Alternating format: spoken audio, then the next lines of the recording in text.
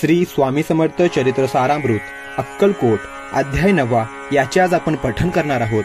तर याची फलश्रुती आहे, परोपकारी वृत्ती बनेल, हातून दान धर्म घडतील। श्री गणेशाय नमः।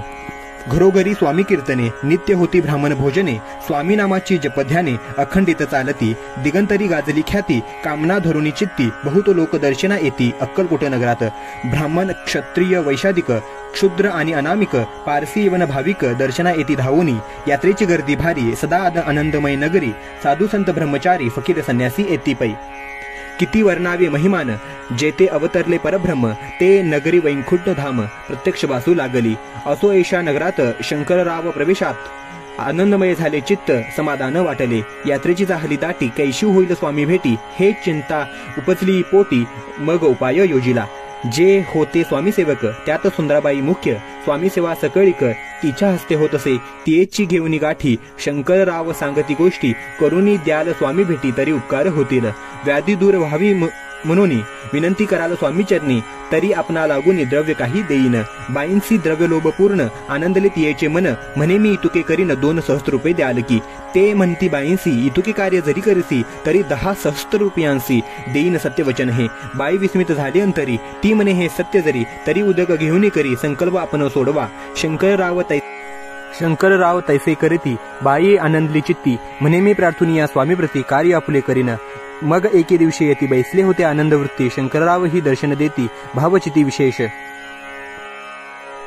बाई स्वामींचे बोले वचन, हे गृहस्थ थोरुक लीन, परिपूर्वकर्मे लागून ब्रह्म संबंध पीडितो, तरी आता कृपा करुनी मुक्त करावे व्याधीपासून। ऐसे एकता वरदानी समर्थ तेथून उठले, चालले गावा बाहेरी, आले शिकनोराचे दर्ग्यावरी, शंकरराव ही बरोबरी त्या स्थळी पातले। यवन स्मशान भूमीत आले यतिराज त्वरित, एका नूतन खाचेत निजले छाती टाकुनी।